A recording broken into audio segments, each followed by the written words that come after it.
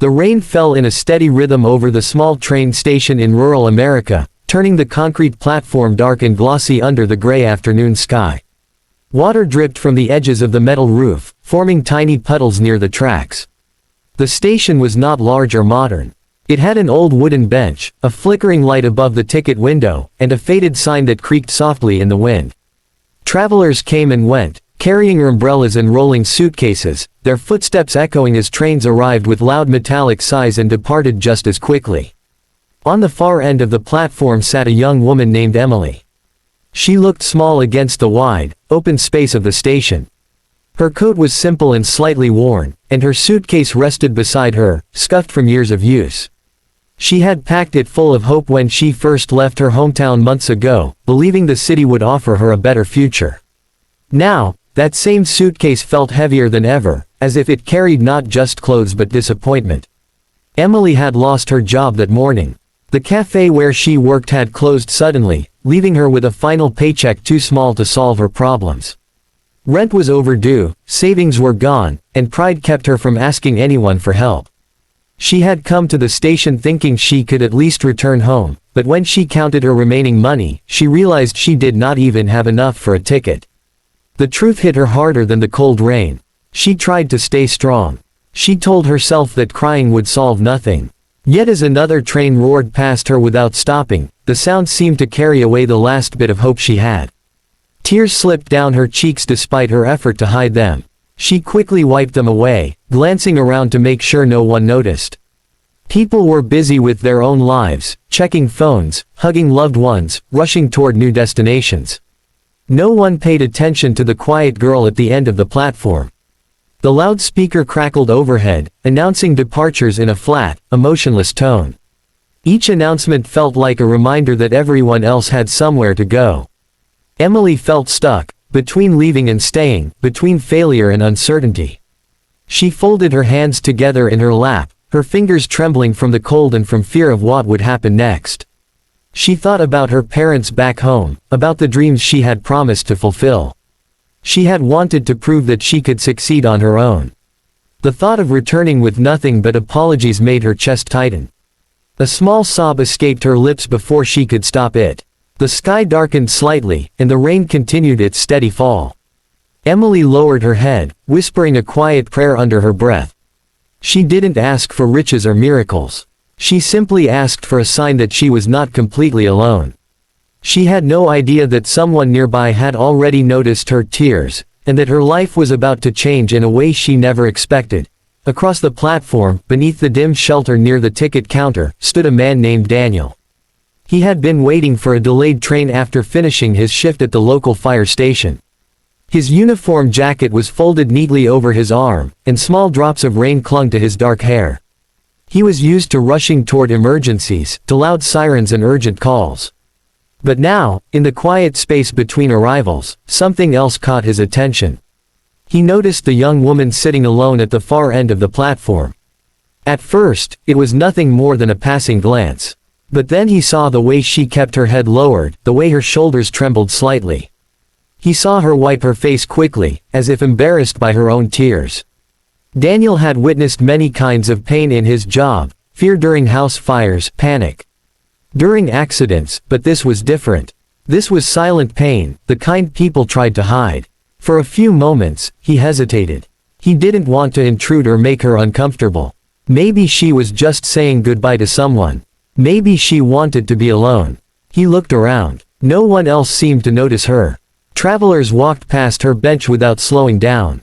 The station loudspeaker continued its announcements, indifferent to her sadness. Daniel felt something stir in his heart. His mother had always taught him that kindness cost nothing but could mean everything.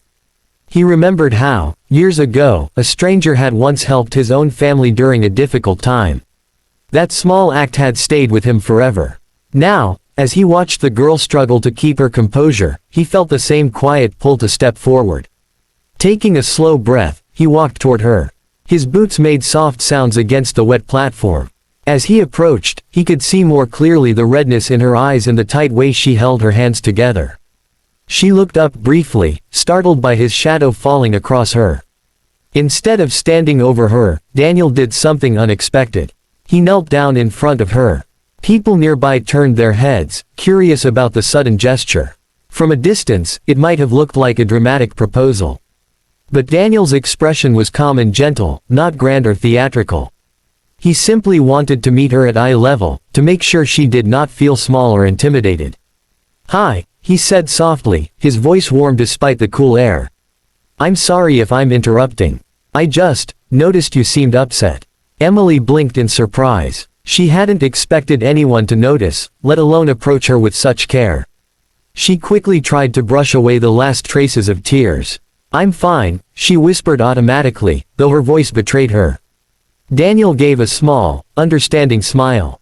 "You don't look fine," he replied kindly. "And that's okay. You don't have to pretend."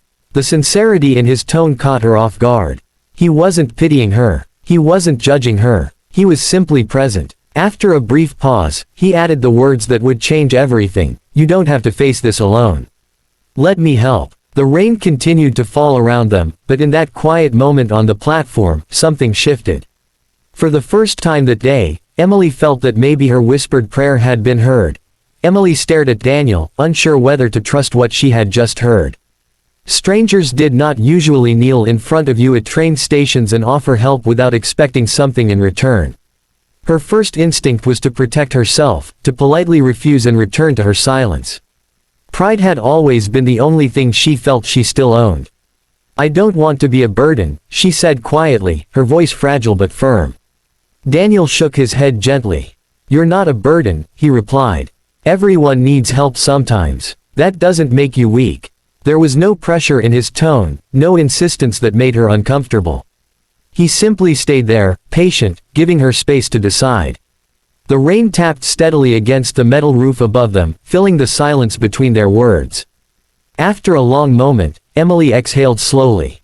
Something about his calm presence felt safe. Maybe it was the way he looked at her, not with curiosity or judgment, but with genuine concern. Or maybe it was the exhaustion of holding everything inside for too long.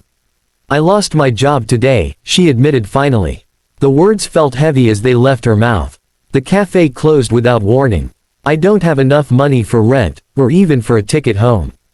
Daniel listened without interrupting. He didn't rush to offer solutions or quick advice. He simply nodded, encouraging her to continue. "I came here thinking I could at least go back to my parents," she said, her eyes lowering again. "But I can't even afford that. I feel so stupid. I thought I could build something on my own." "You're not stupid," Daniel said softly.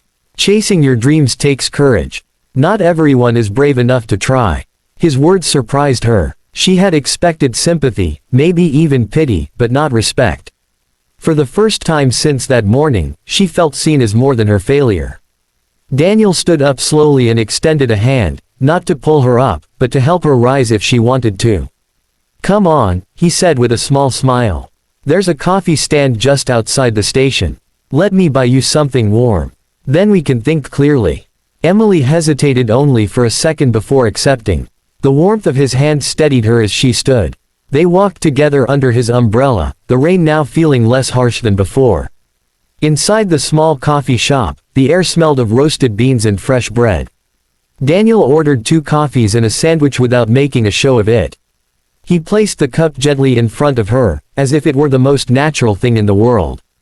As she sipped the warm drink, her trembling eased. She told him about moving to the city, about her dreams of independence, about the long hours she worked to prove herself. Daniel shared pieces of his own story too, how he once failed an important exam before becoming a firefighter, how he nearly gave up. "Failure isn't the end," he said thoughtfully. "Sometimes it's just a turn in the road." Emily felt something shift inside her. The station had felt like the end of everything. Now, sitting across from someone who believed in second chances, it began to feel like a pause instead, a moment before something new. For the first time that day, hope quietly replaced fear. The days that followed did not magically solve everything, but they no longer felt hopeless. After that afternoon at the station cafe, Daniel refused to let Emily disappear back into loneliness. He contacted a friend who managed a small bookstore in town and asked if they needed temporary help. By the end of the week, Emily had a part-time job arranging shelves and assisting customers. It wasn't the big city dream she once imagined, but it was honest work, and it gave her stability. Daniel also helped her find a modest room to rent above a family-owned bakery. The elderly couple who owned it were kind, offering her warm bread in the mornings and friendly smiles in the evenings. For the first time in weeks, Emily slept peacefully. The constant weight on her chest slowly began to lift. She and Daniel met often, sometimes for coffee, sometimes for simple walks through town. Their conversations flowed naturally. They talked about childhood memories, favorite books, quiet fears, and future hopes. Daniel admired how Emily never complained about starting over. Instead, she approached each day with determination, even when things were difficult. Working at the bookstore brought back her confidence. She loved recommending novels to customers and organizing the display windows. One afternoon, as she helped a young girl choose her first chapter book, Emily felt a quiet spark inside her, the same spark she had once felt when she dared to chase her dreams. Maybe success didn't have to look grand or dramatic. Maybe it could grow slowly, like trust. Daniel watched her transformation with pride. He never treated himself as her rescuer. Instead, he stood beside her as a partner in rebuilding. He encouraged her to apply for community college classes in literature, reminding her that setbacks did not define her future. With his support, she began to believe that again. Weeks turned into months. The rainy season passed, and spring sunlight warmed the town. One evening, Daniel invited Emily back to the train station, the same place where they first met. The sky was painted in soft shades of pink and gold. The station looked different now, almost beautiful. They sat on the old wooden bench together, laughing about how dramatic that first moment must have looked to strangers. Emily squeezed his hand gently. "You changed my life that day," she said softly. Daniel shook his head with a smile. "You changed it too." He stood up, took a breath, and then did something familiar. Slowly, he knelt in front of her again. This time, there were no curious stares, no rain, no sadness, only warm evening light and steady love in his eyes. From his pocket, he pulled out a small ring. "I didn't kneel that day to rescue you," he said quietly. "I knelt because I saw someone strong who deserved kindness. And now, I'm kneeling because I can't imagine my future without you. Will you marry me?" Tears filled Emily's eyes again, but these were not tears of fear or shame. They were tears of gratitude and joy. The station that once witnessed her loneliness now witnessed her happiness. "Yes," she whispered. As the evening train passed behind them, its whistle echoing into the sunset, Emily realized that sometimes life changes not through grand miracles, but through simple, unexpected words spoken at the right moment.